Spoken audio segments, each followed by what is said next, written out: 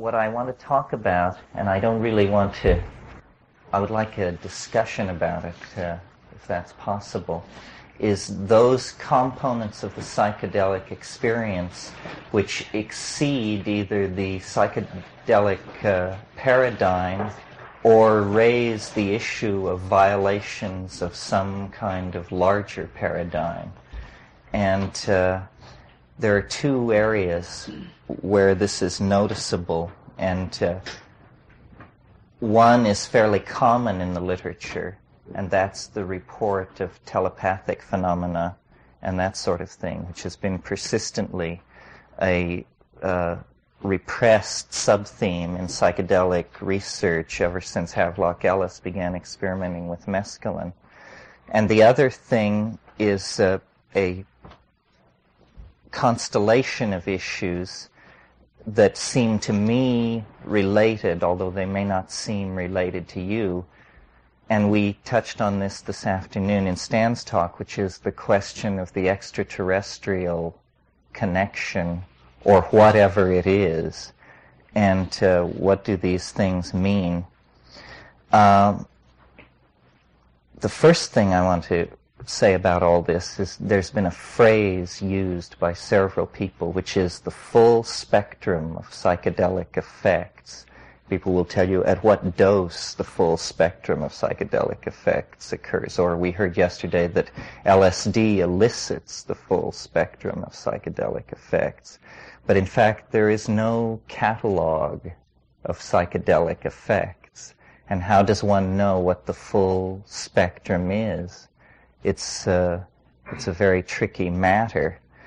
What I have encountered at fairly high doses of psilocybin and on DMT, but strangely on nothing else, that I find very interesting is the whole problem of interiorized voices, relationships with hidden agencies of uncertain parameters, and related to that, states that I think the vocabulary we inherit from the religious systems that we've recently overthrown leave us with nothing to say about them but that they're states of possession. And the word demonic has been used, but not defined.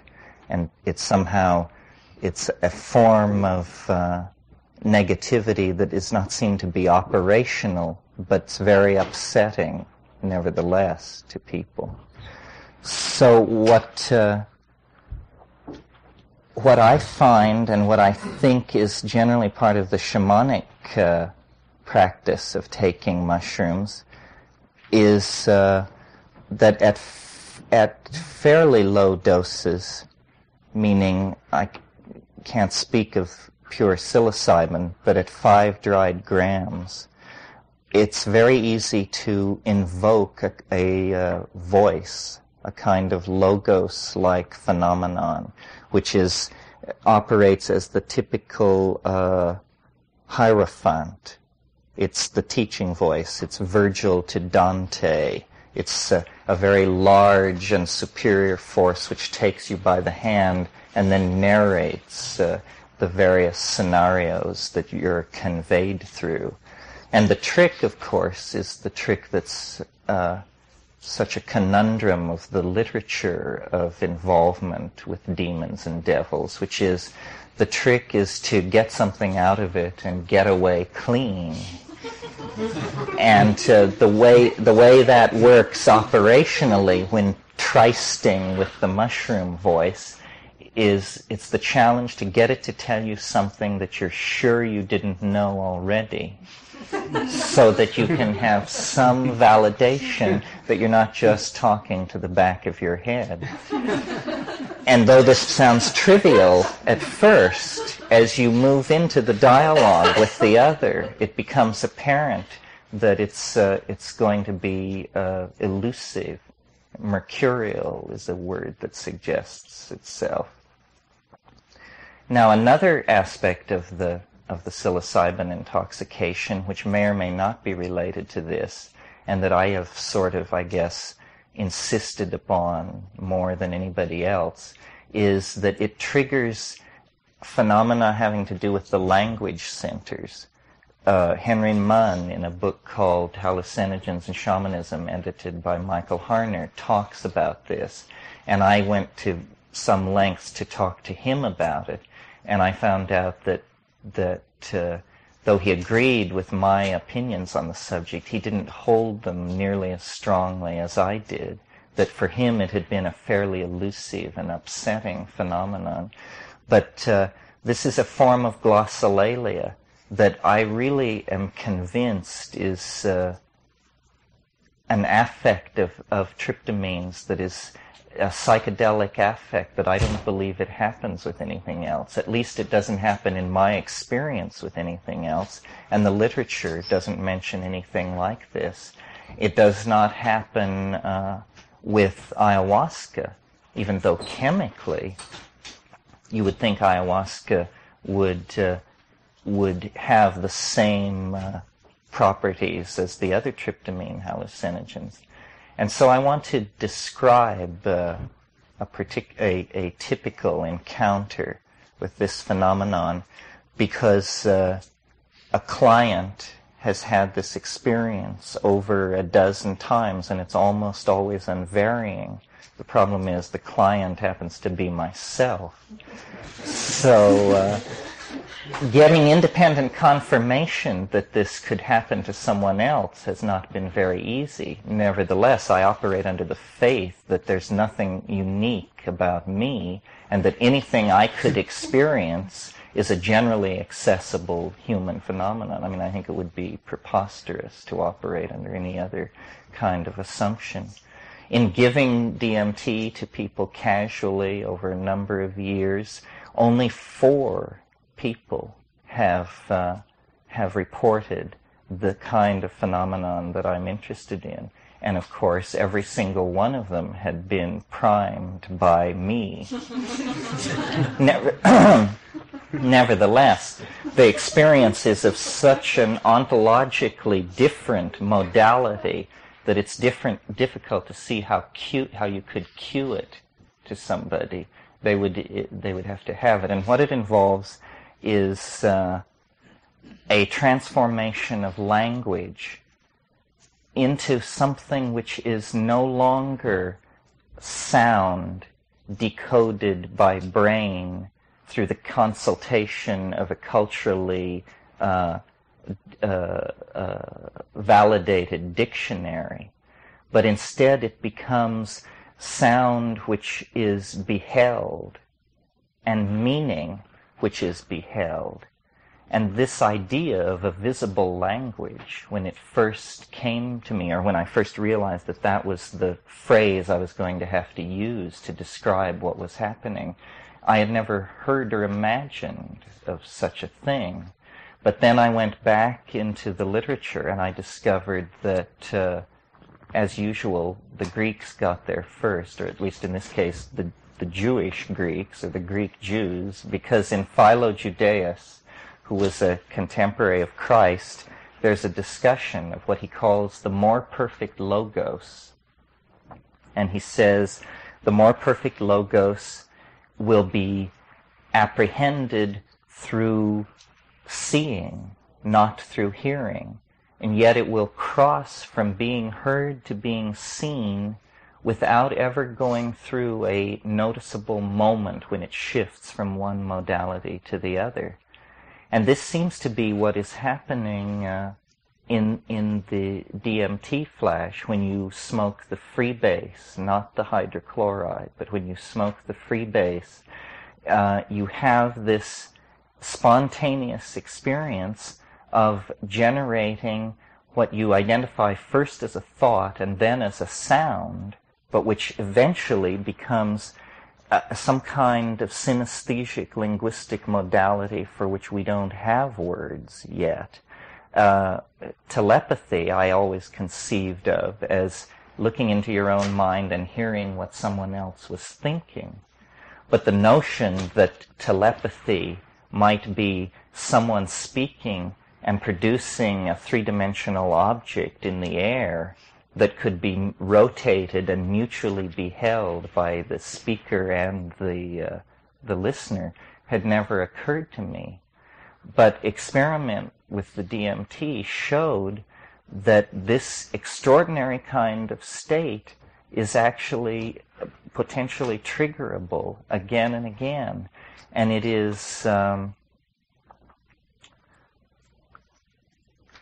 it's almost as though there is a sensorium of the world, which in order to be reconstructed in the interior horizon of transcendence that is the being of a given individual, the sensorium has to be arbitrarily broken down into its perceptual components of sound, sight, odor, tactility, etc.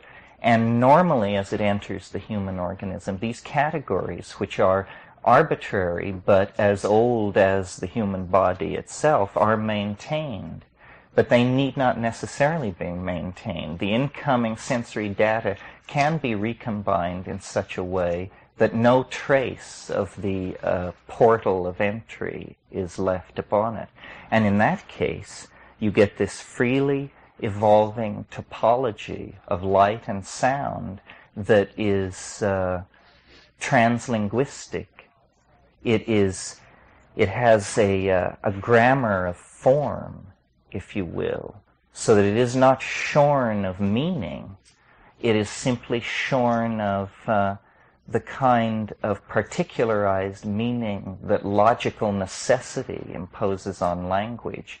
Instead, it has an emotional richness, a kind of poetic depth that is not like ordinary language at all, and in fact causes one to think of discussions of primary poetic languages, such as the one that goes on in The White Goddess by Robert Graves, where he wants to suggest that there is a proto-language, an Ursprach, that transcends conventionalized dictionaries, a language which to hear it is to understand it.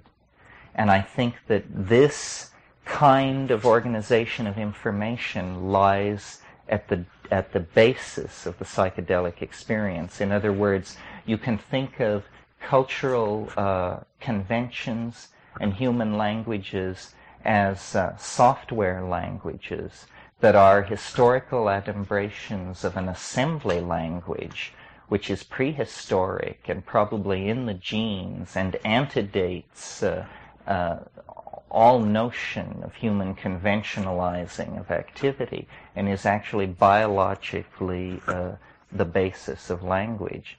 As I said in the opening remarks, that if you want to see the thumbprint of God in the world, it seems to me the phenomenon of human language is where you look.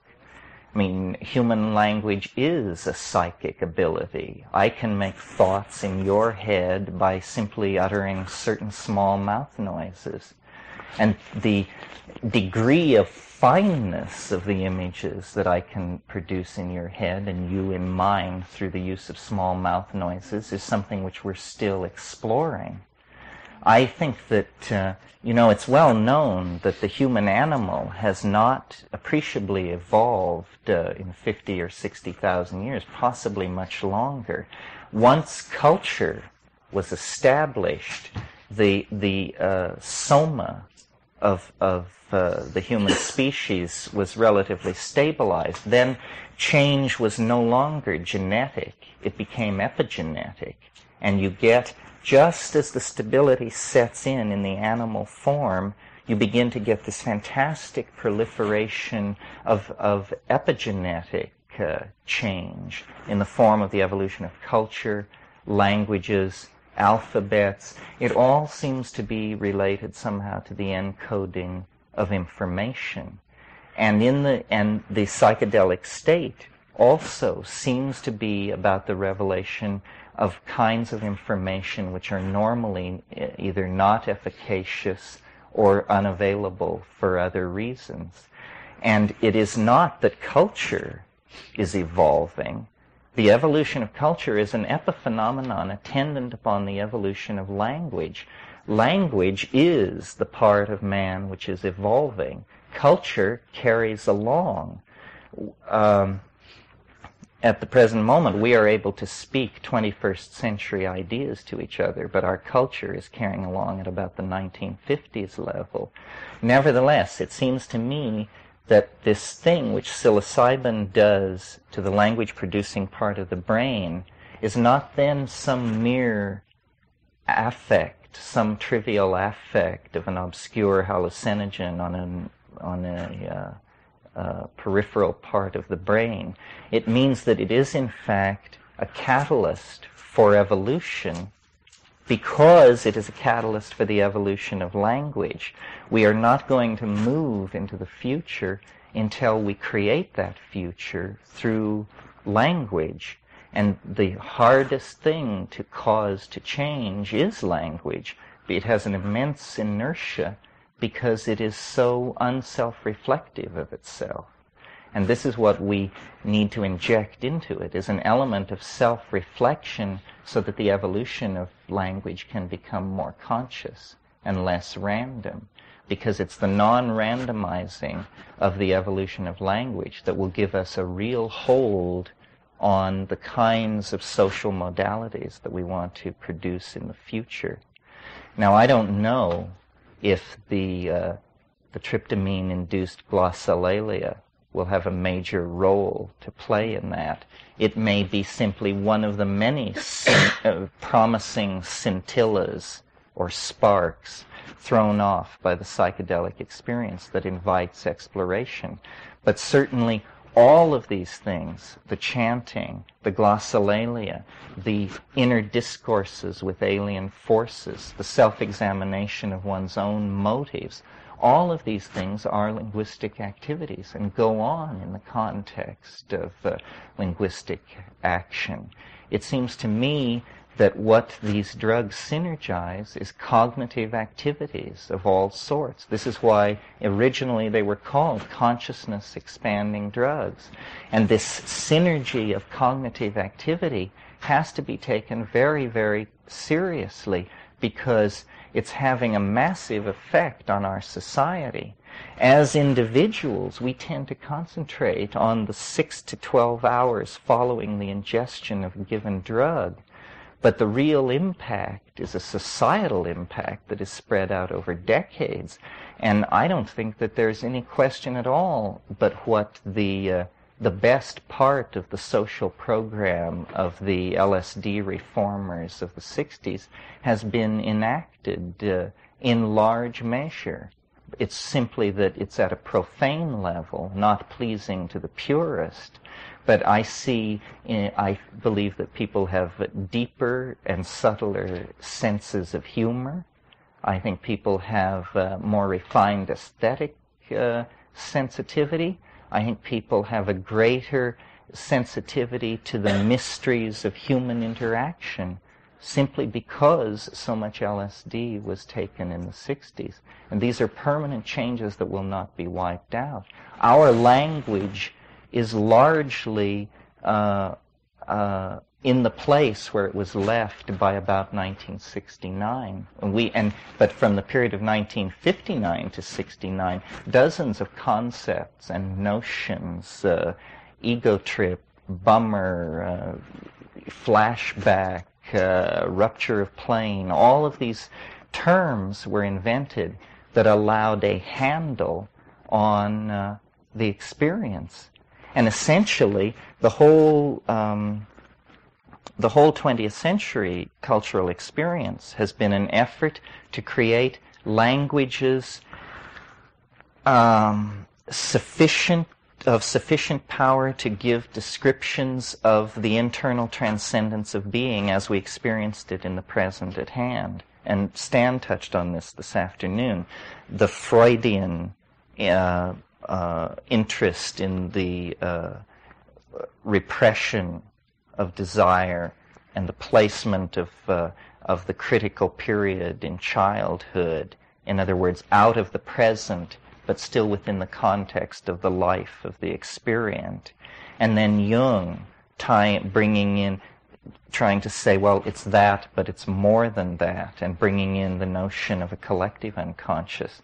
But it isn't that these guys were describing the unconscious or limiting or delineating the unconscious. It was that they were going through linguistic forms of metamorphosis in an attempt to describe what was a black box, which essentially I think still eludes them, because though the Jungian model was fairly satisfying, I think, by, we'll say, the middle 40s, it was just at that time that then these psychedelic agents began coming on, and what they show is that if we keep the Freudian term, the unconscious, then huge portions of the unconscious seem to have very little to do with human beings, individually or collectively, and that large portions of the unconscious present themselves more like a topological manifold,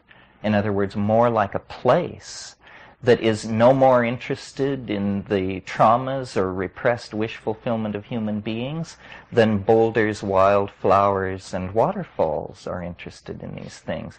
In other words, the unconscious began to take on the character of a dimension rather than a repository of energy. It seemed to be instead something deployed spatially that could be entered into.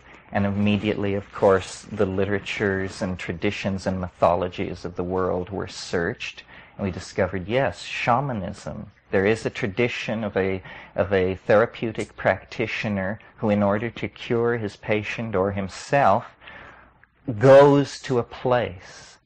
And then there are many descriptions. It's either an ascent through cosmic levels or a descent into an inferno or into the center of the earth or into a cavern. But the stress was on the spatial metaphor, that it was a place.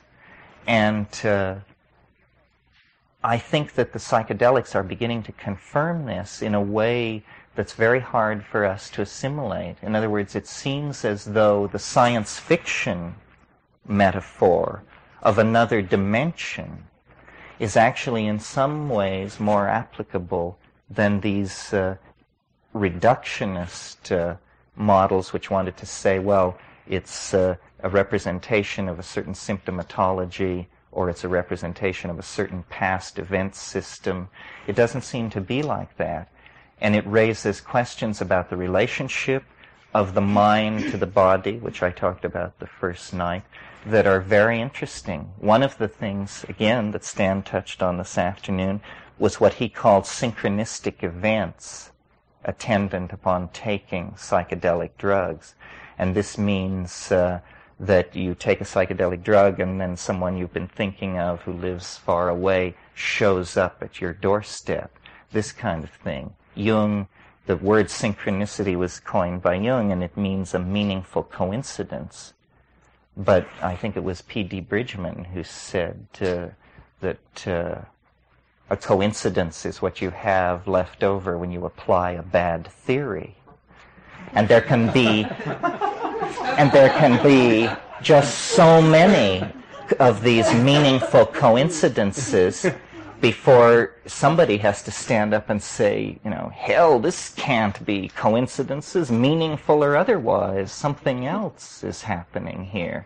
And on psilocybin, and I think it's, based on anecdotal material, but I think it's generally true of other psychedelics in varying degrees, the synchronistic component is more like a poltergeist phenomenon. It's as though there are small eddies of autonomous psychic energy that disturb the periphery of awareness. It's the rats in the wall phenomenon.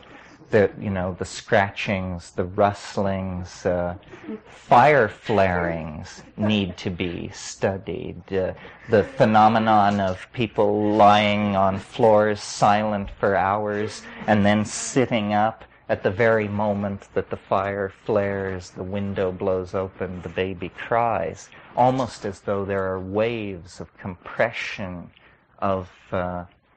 coincidence, connectedness. What is it? I'm not sure. Coincidence control. Something like that, that move through a modality. So all of these things suggest that actually we don't know what we're doing with psychedelics. That because things that you put into your mouth that are not foods must necessarily be medicines, we have assigned these things to our doctors to explain to us. And I noticed in the first talk this afternoon, it was said, well, there's the schizotoxin, the theory that, the psychotomimetic theory. Then there's also the theory that these things induce religious experiences. But so did the psychiatrists who figured this out immediately step aside and make room for priests? Or what was the conclusion of that model of how it should be done? So I don't think they are, I think it's odd that our reaction to them was to immediately say, well, if you're dying of cancer, we'll give it to you. If you're seriously neurotic, you can be put on the waiting list. Everybody else hit the streets if you're interested. There is this notion, that what we all experience is mental health, and certainly doesn't require any drug intervention because it, in fact, is normality. But Jung and others have had, the idea of an open-ended process, that there is an unlimited potential for understanding and for coming to terms with being in the world and for opening up to other people. And I think that it would be very interesting to take the approach that these things should be restricted to people of proven exceptional ability. That going along with winning the Nobel Prize was your license to possess and take psychedelics and to hand them out to your friends. It's interesting that when this was all being hashed out at the very beginning, it was Aldous Huxley's notion that this is how it should be done. He said, engineers, artists, diplomats, administrators, people must be exposed to these things. And then somewhere along the line, I think personalities arose with messianic tendencies, and the notion became that you would count success in millions of followers rather than in the quality of the people who were taking it. And that proved, a sad thing, because the society in which that conception arose had a demographic bulge in the 12 to 30-year-old group, and it just all ended rather badly. So, as I said at the beginning, there's no conclusion about all of this stuff. It is the frontier. There is a very large frontier. We're very fond of the notion of an ever-expanding sphere of understanding. But has anyone stopped to notice that if you have an ever-expanding sphere of understanding, necessarily the surface volume of the frontier of the unknown becomes larger and larger. So, it's like building a bonfire bigger and bigger to convince yourself that there's an awful lot of darkness. So I think, the key to getting around the cultural momentum that has placed us in this position is to return to the Baconian method, which is simply the collection of facts and the examination of them until patterns emerge, and that then the major datum for thinking about the psychedelic experience, it should be the experience. And that the pharmacology and all of these things, they will elucidate operational details of how these things function at the wetware level. But they will never elucidate the component which is beheld by the experient in confrontation with the drug. In fact, it's silly to demand that of them, because that's not the kind of information that they are able to deliver. In fact, no system of thought is able to deliver that kind of a description. That has to come from the individual. And that's why I am fond of speaking of these things as deconditioning agents, because what they show you is that, each man, each woman, their own Magellan. You need no longer participate in a pyramid of information where it's filtering down to you from the scientific, medical, governmental, and military elite, being explained by CBS, NBC, and Newsweek, and Time. You can discover, actually, that the adventure of being is not a cultural adventure, it's not a societal adventure, it's a personal adventure. And that this is what you really need to be involved in. And all this is happening. This is why shamanism has gained such a hold, because it's a metaphor for personal responsibility. And I think we all take personal responsibility for the evolution of our worldview. Psychedelic people, I'm referring to, take responsibility for the evolution of their worldviews. But still, we operate under the shadow of what's right to say about it and what's not right to say about it. For instance, the UFO thing is a cultural taboo and not believed in by intellectually nice people. It's more the province of telephone line repairmen and that sort of slice. But the fact of the matter is that no matter how much it may discomfort drug researchers and UFO people, because each is struggling to gain respectability in an inherently dubious field, but actually, I think there would be a fertile advance made if these two groups could talk to each other. Some people hearing me say that must wonder what in the world I'm talking about. How can a problem of unidentified aircraft be related to the phenomenology of the psychedelic experience?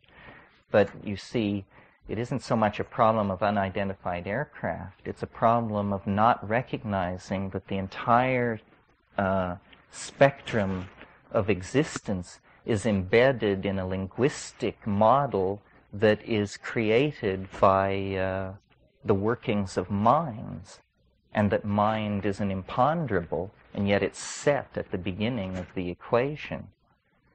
In 1978, a spectacular daylight meteorite crossed the United States from east to west. Required about 35 seconds for it to go from one side of the country to the other. There was no warning that this thing would occur. And in the 35 seconds that it was over the continental United States, thousands and thousands of people saw it. But we got 32 very good photographs of it from different points along the ground, 2 movies of it from 2 different points along its pathway, and it was very well documented. UFOs have been visiting people and appearing all over the world for 30 years, and the hardware faction can't come up with anything. So it seems clear to me that what we're dealing with is a kind of mass psychic phenomenon of some sort. And it's very interesting that one of the anecdotal things in circulation about psychedelics is that they are actually catalysts for this kind of thing. And what this means is not clear, but it should certainly be investigated. I mean, if there's a chemical agent which can repeatedly trigger a phenomenon that bizarre, it should be looked at. Jung very early suggested in a book called Flying Saucers, a modern myth of things seen in the sky that he published in 1948, that it was in fact a projection of the mass psyche, that it was assimilable to the goals of alchemical transubstantiation. He called it the rotunda, the scintilla, the spark, the spinning thing. And it's all these things, but it is the clue that we are somehow trapped inside some kind of artifice, that the world that we're inside of is much more like a work of art than it is like the smooth-running mechanistic machine that Newtonian science describes. That description works very well for all low-grade phenomena, up to about the level of the weather. But from there on, the notion that the world is simply, probabilistic processes following these various creodes of least resistance becomes very untenable, because each of us, in our experience of being, lives in a highly theatrical world. And what I mean by that is that you can see a woman at a great distance from you, in class, in opportunity, all of these things, and you fall in love with this woman, and it's hopeless. But of course, as we all know, it's also inevitable. And that inevitability totally violates physics, because it really is hopeless. How is it then that each of our lives is a work of art, of unbelievable chance encounters, coincidences, and wishes projected onto the world but never spoken and strangely fulfilled in the oddest ways? I think that it's because the world is made of language, and that if the Eastern conception that the universe is mind has any operational impact in the world, it will be through conceiving of mind as the underlying, self-aware, self-active, world-forming grammar of being. So that what Freud called the superego, what I call the overmind, there have been different ways of talking about it, has to be seen not as a passive homeostatic controlling device, but actually as the most intelligent organization on this planet. And we are all only components of this, believing ourselves to be the highest expression of freedom. But it is actually at the species level that organization is controlled, and that's why the emergence of ideas like the calculus or the invention of LSD or the steam engine, why these things have this curious property of being regulated from above. It's because the world is not nearly as chaotic and random as we suppose. We are actually trapped inside a giant organism, and it is not Gaia. That's a much larger organism. We are trapped inside a large organism, which is the human collectivity. And that's why we are such different monkeys, because there is this group mind, which none of us is aware of or has ever perceived, that is actually mediating the human experience. And it is no more apprehendable to us than the group mind of an anthill is apprehendable to us. It can't be seen. What it is it's an interlocking set of conventions, linguistic directions, genetic components, assumptions, and what, for lack of a better word, you would call innate tendencies. And these things, which we wear as the clothing of our specieshood, are actually the constraints directing us first one way and then another.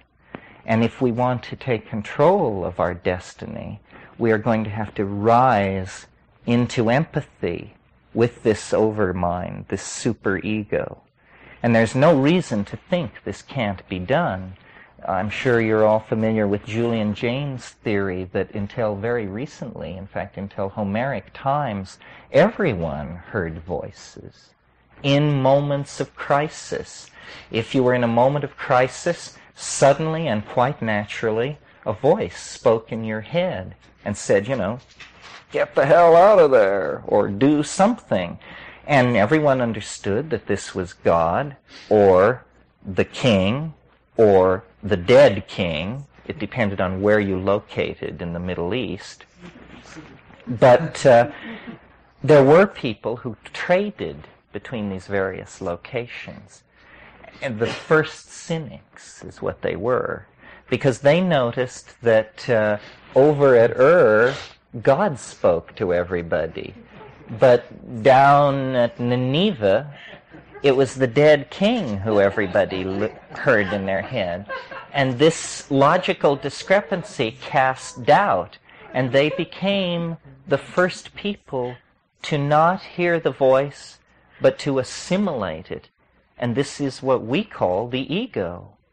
It is what we experience as the self, something which 2,000 years ago was a god, which only intervened in human affairs to save lives and give heavy advice, has become for each of us the central focus through which we mediate our sensorium and project models of the world.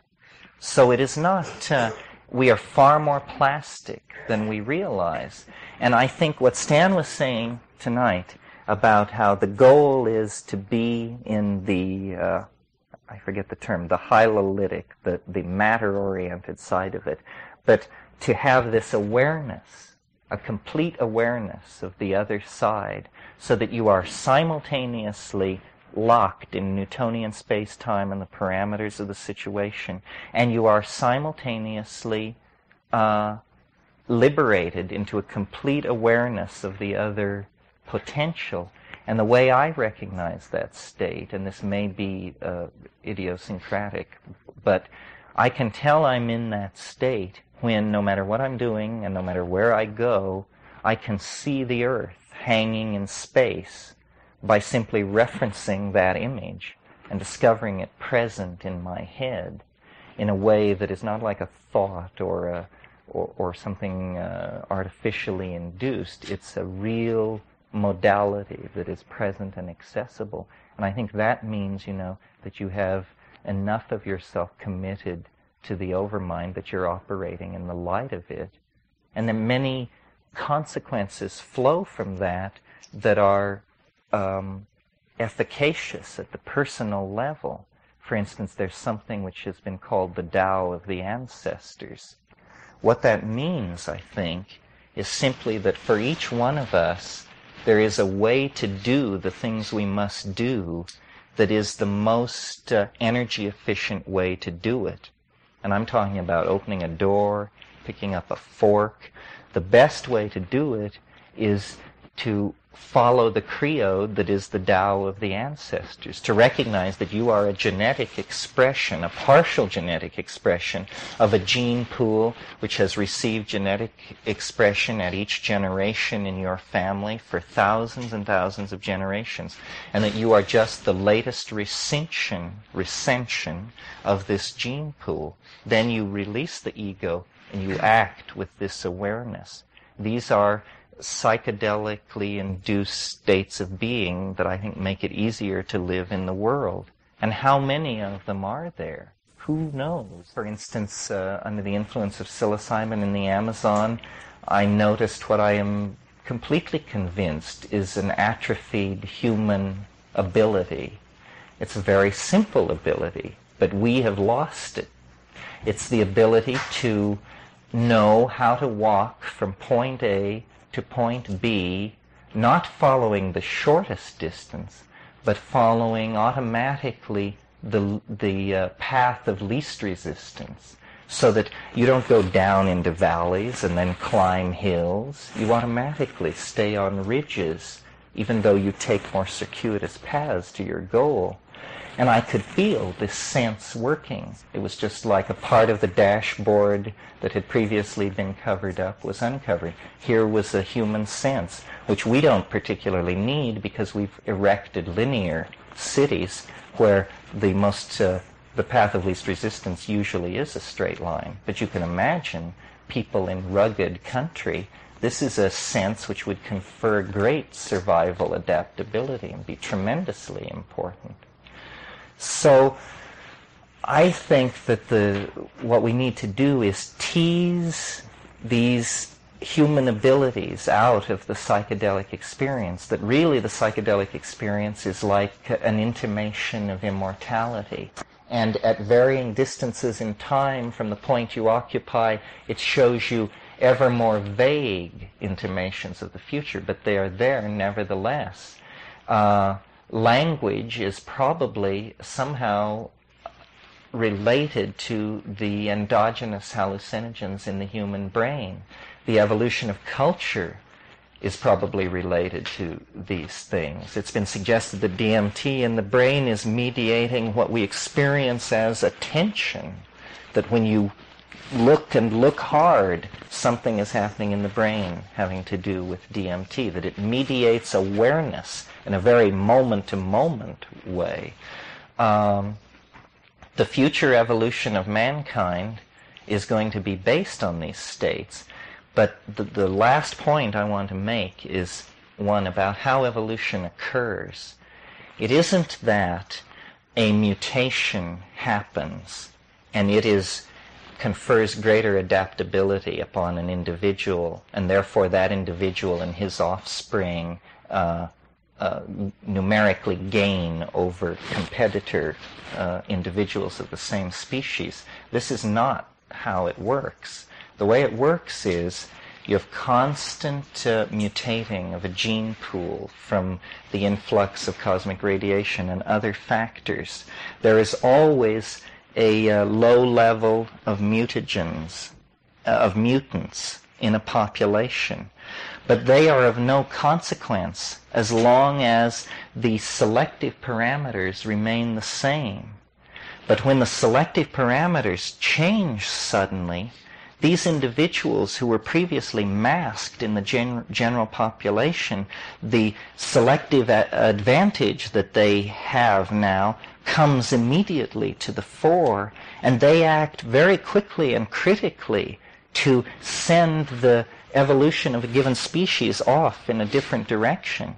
This is why the fossil record progresses in fits and starts, because sudden shifts of environment cause the apparent emergence of new types. It isn't that they cause it, it's that the new types were always there, but not with any advantage. It's that the new situation has conferred a sudden advantage on them, and they are moving then into positions of dominance in the population or the society, if we're talking about human beings. I think that the psychedelic experience is like that at the present level. It has conferred, there is a population of different people in the general population. And as conditions change, these people will be seen to have adaptive advantages without being metaphysical about it. An obvious adaptive advantage is what I call the deconditioning effect. That we live in a jungle of propaganda, buy this, believe this, wear this. If you have a symbiotic relationship with a deconditioning agent, you're much more likely to thread your way through that with your soul and your bank account intact. So this is one way of thinking of it. That what the psychedelics really do, I think, is release us from cultural machinery and put you right up against the human essence and say you no longer have to pretend that you're Scotch-Irish or Witoto or Jewish. You can actually explore the human modality independent of the inertia of these exterior labels. And so it places responsibility, it raises questions of validity, existential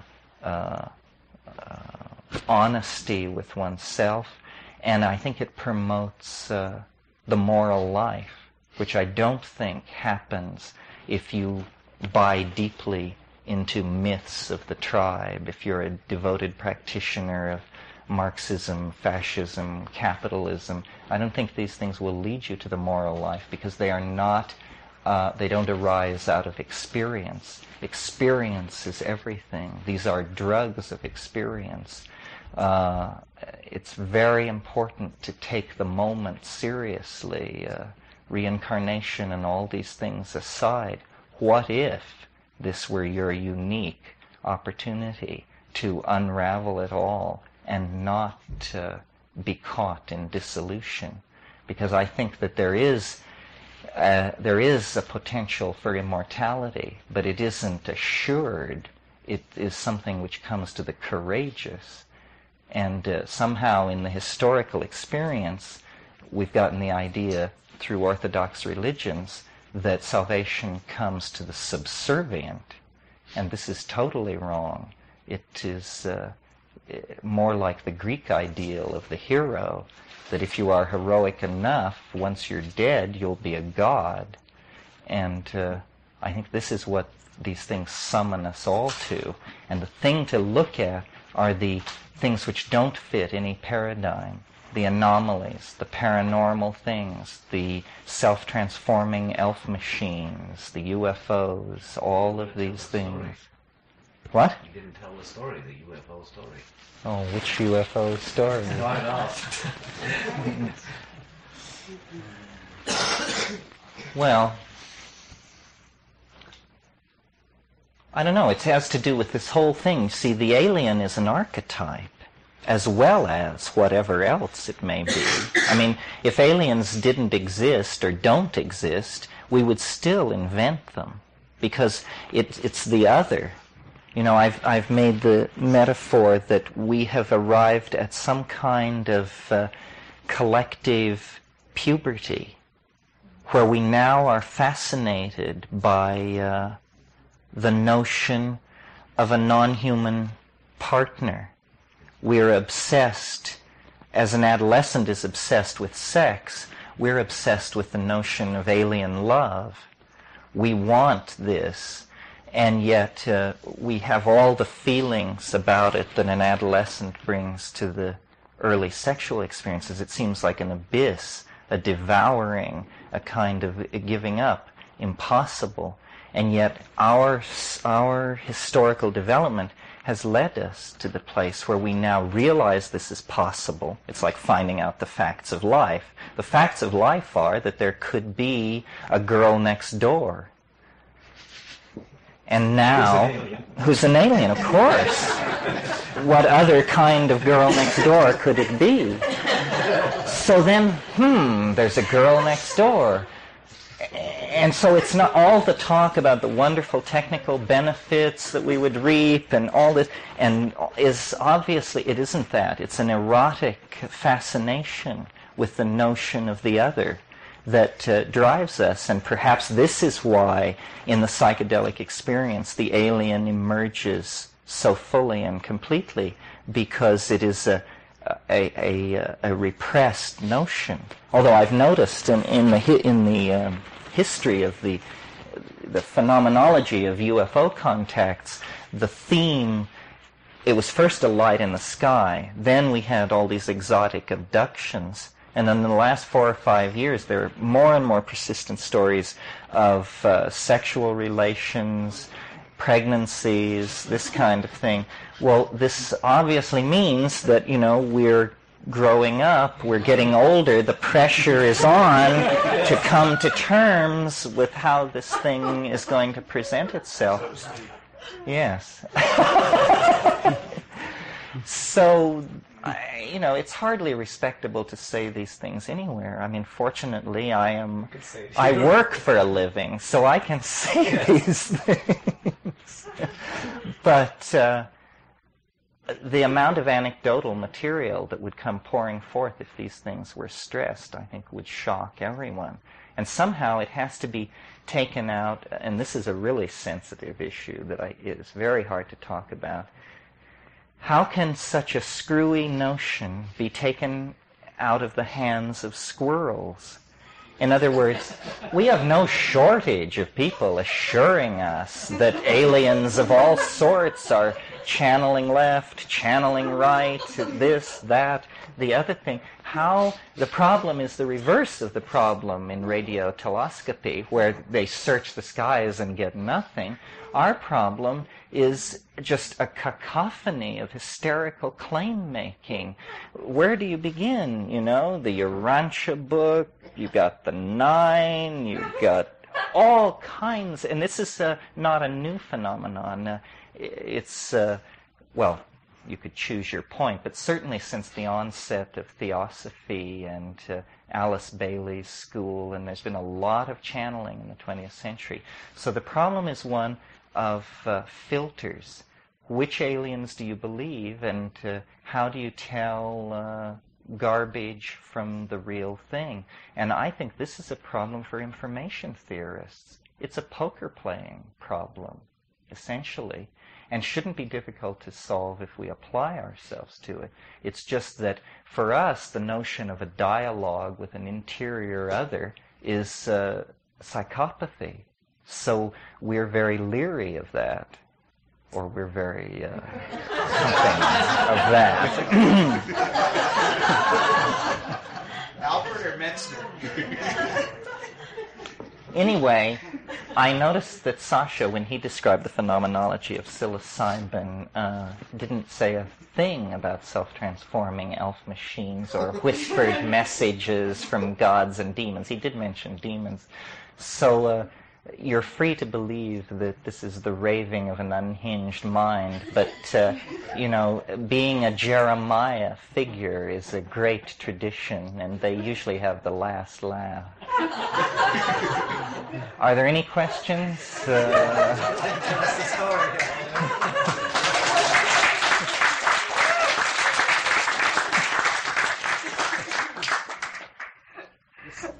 Please.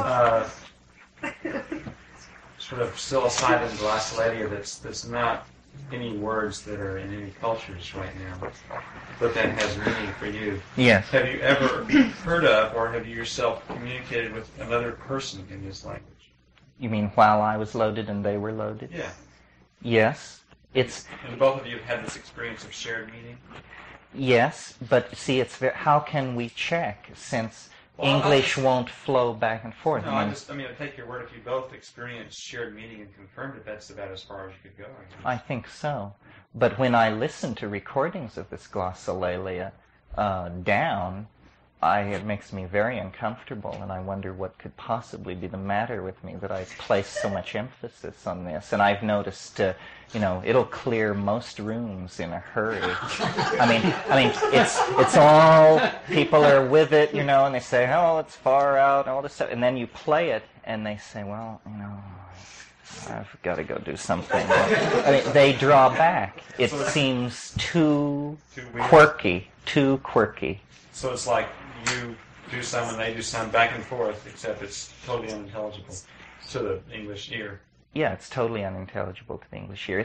What it sounds like when I listen to it down is it sounds like a language, a human language, very, very far removed from English. Well, what you're talking about really could be the language before we tried to build the Tower of Babel.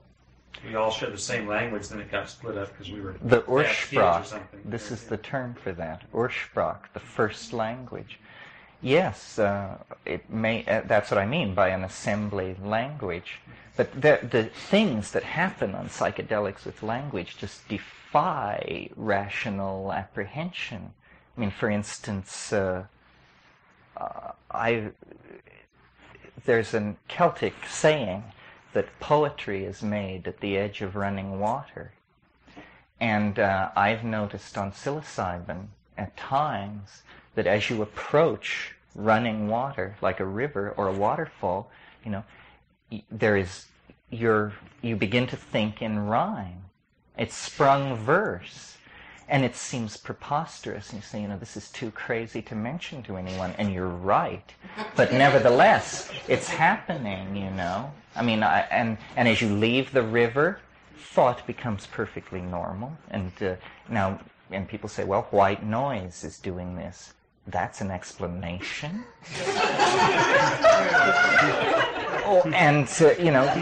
Or you look at historical phenomena. Muhammad, it turns out, spoke in verse, and it was considered a sign of election. Glossolalia with shaman is not that rare. Spirit voices. It happens without drugs all the time. Yes, although I don't know if you know this book by Sylvia Goodman called Speaking in Tongues, which is, as far as I know, the major work in English. It's done strictly from the sociological approach, but there is some physiological data. The most interesting being that on the floor of these Costa Rican churches where she did her research, after these sessions, they would measure pools of saliva 18 inches across, deposited by single individuals. Also, what was going on was there was a lot of hyped up, hallelujah type stuff, and then someone would fall into the glossolalia and utter a burst of it, and then be almost like a post-epileptic situation, and they would turn to the people around them and say, "Did I do it? Did I really speak in tongues?" This is not what the DMT glossolalia is like. What it is, and I'll take a minute and describe it because... You have a recording? Not with me. But I'll describe how it comes, because I think people often say to me, well, I took mushrooms and nothing like that ever happened. Well, the first time it happened to me was the first time I smoked DMT. And I'm not sure that it would happen on psilocybin if you didn't have a lead into it. You have to invoke it. In other words, it isn't that psilocybin causes it, and this is interesting. It's that psilocybin carries you to a place where it is possible, given several other things which seem to be necessary. So psilocybin is necessary but not sufficient for this phenomenon. What else is required is a thing which is sort of hard to describe, but it's an attitude of expectation. It's an attitude of being on the verge of communication, even though nobody else is present. In other words, you have to invoke it. And that word, strangely enough, has a history related to demonic summoning and that sort of thing. But that's what you do. You invoke it. You feel the load of the psilocybin, and you say, aha, it's enough now. And then you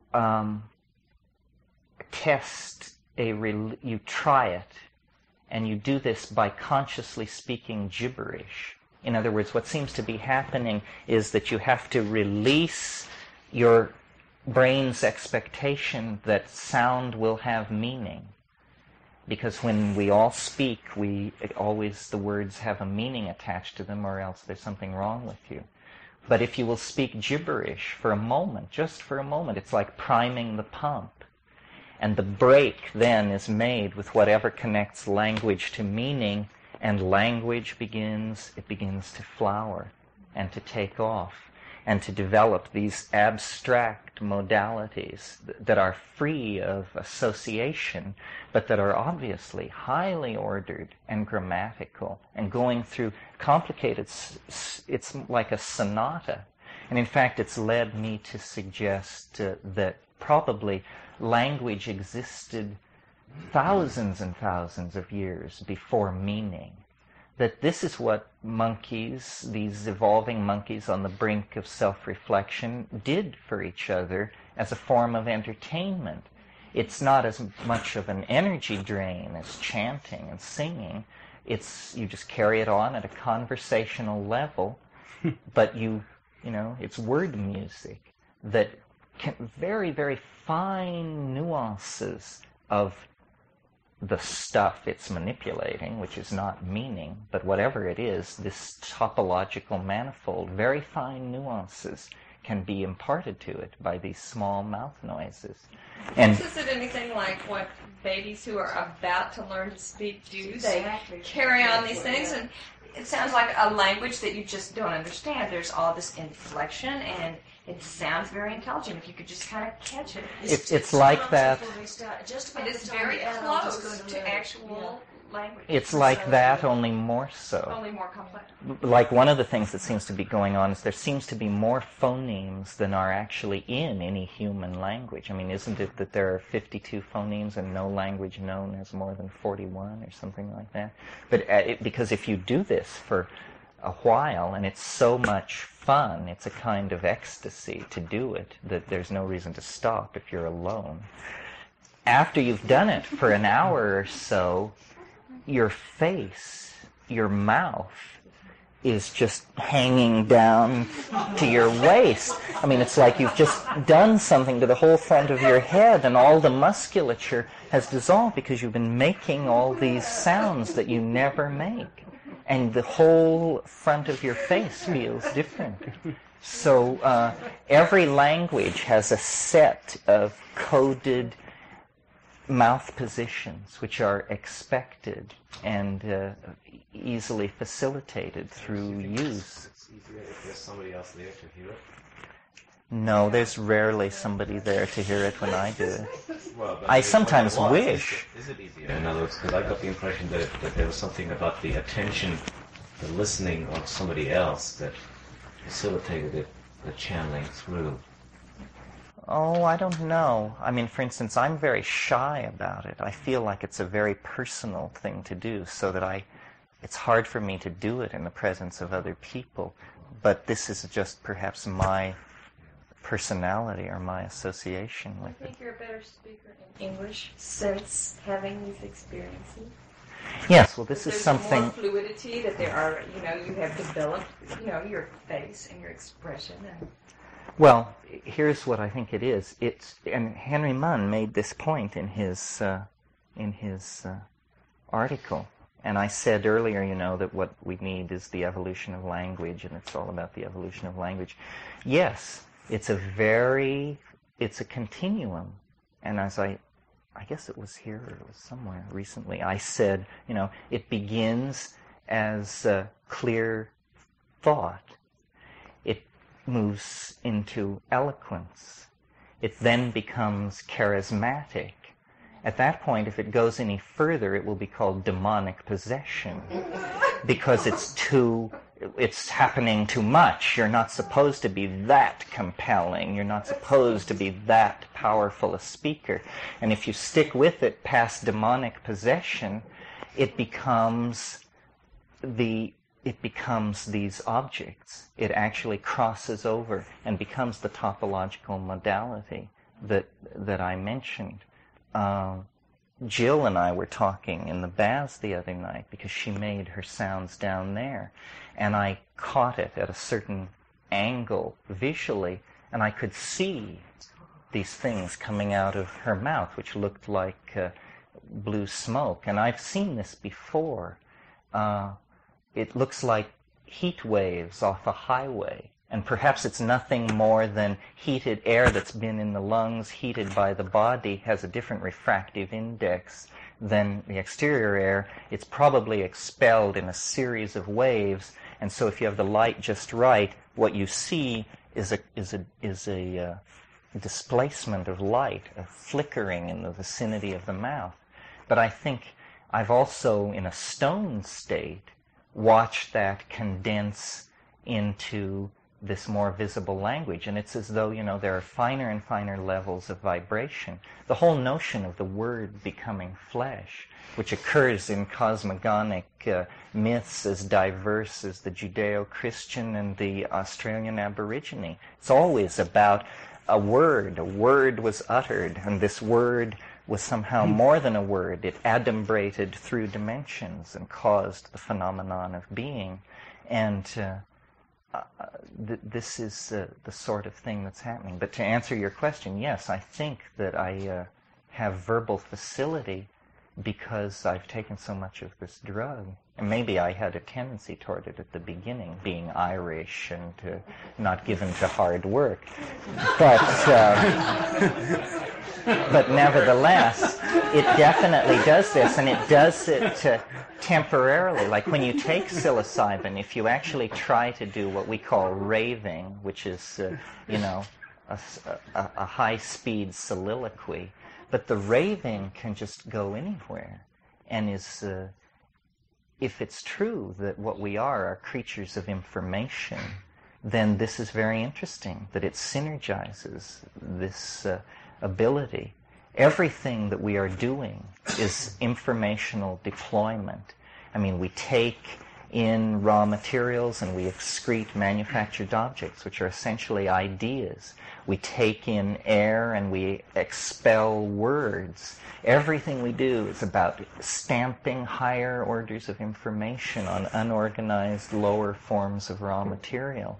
And it's moving out of us, moving out of our bodies. This technical engine that we have created of computers and scientific institutions and rapacious government agencies and commercial concerns, it has a life of its own. It's defining what humanity will be for itself. It's a war about language. About, Joseph Goebbels was the great 20th century thinker who understood this more clearly than anyone else and set the tone, set the rules of the game, so that the deconditioning effect of the drugs, the introduction to alien modalities, the glossolalia, the accessing of the vision state, all of these things have to do with information and the life of its own that it is taking on. And we are like the privileged observers of this. It's as though, no less a psychedelic voyager, researcher, and bon vivant than William Burroughs said, English is a virus from outer space. And that's what I've been trying to say, and now I'm finished. Yeah. See, the first thing that comes to mind when we talk about the creative power of sound or language, for me, is the experience that I had with the holophonic sound, where you have a sense, that qualities in other senses are created through sound. Right. And I wonder what would happen if you record this holophonically, and then people listen to that. Now that's an idea. That's a very interesting idea. I heard a lot of things, where it transmits qualities of emotions, people in unusual states and so on. But there I came as close as I've ever been to understanding that there's something special about the creative power of sound. Of sound, yes, I think so. I always saw it as a metaphor, that what science has discovered about vibrations, and that sort of when they talk about sound, they really mean vibrations, so not sound literally. Well, they talk too much about sound, I think, and not enough about language. Most people, when they think about the creative power of sound, they think about the mantric approach, syllables, sustained tones.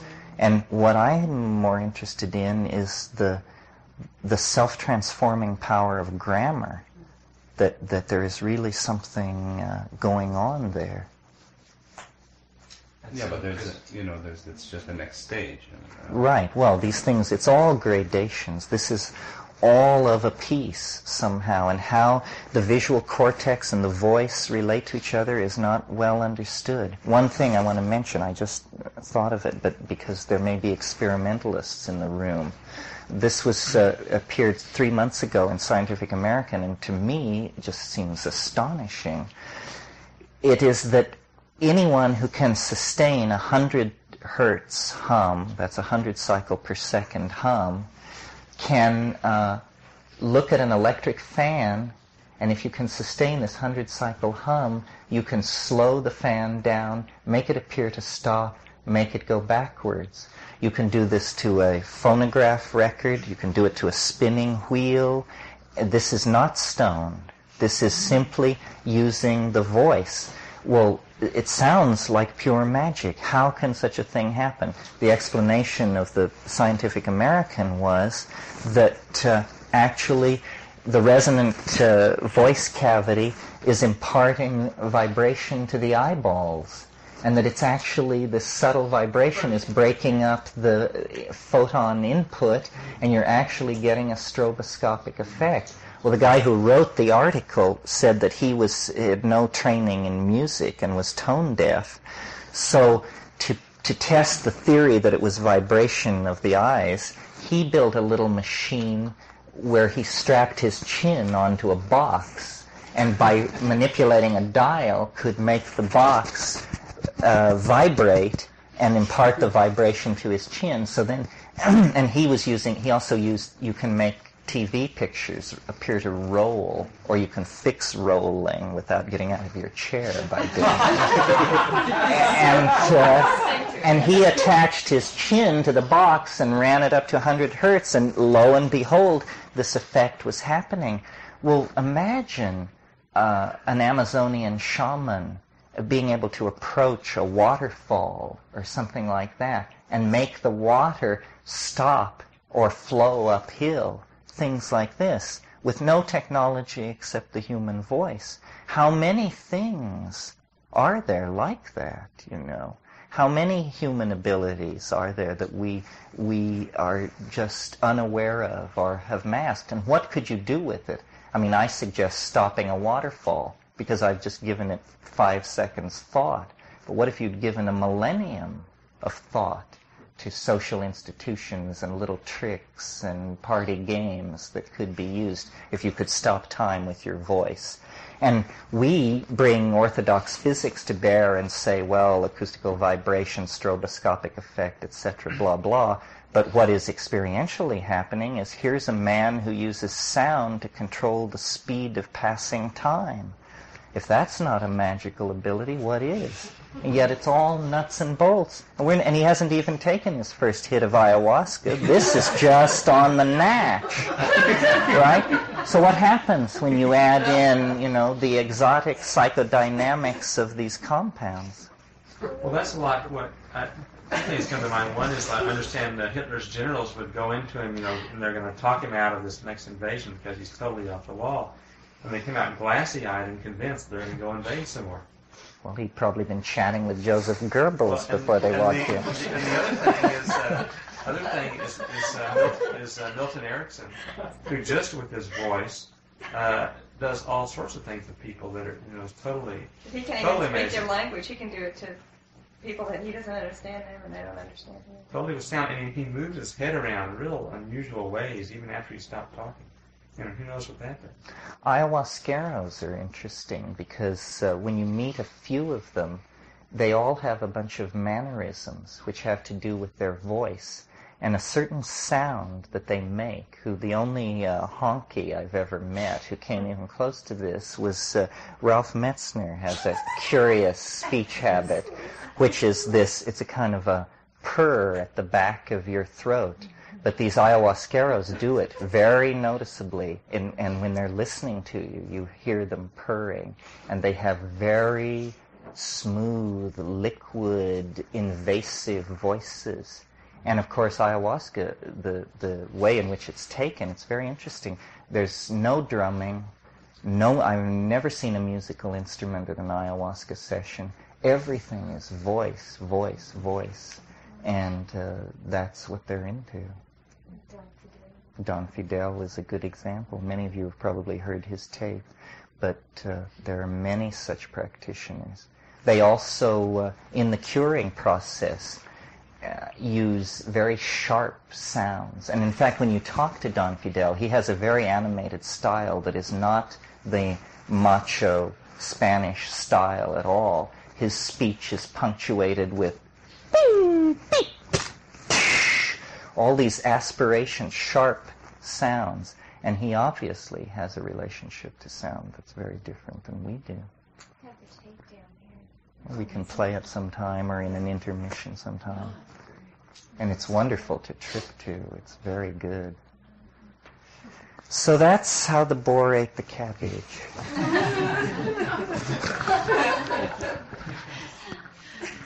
Thank you very much. Thank you, Terry. Thank you for your tolerance.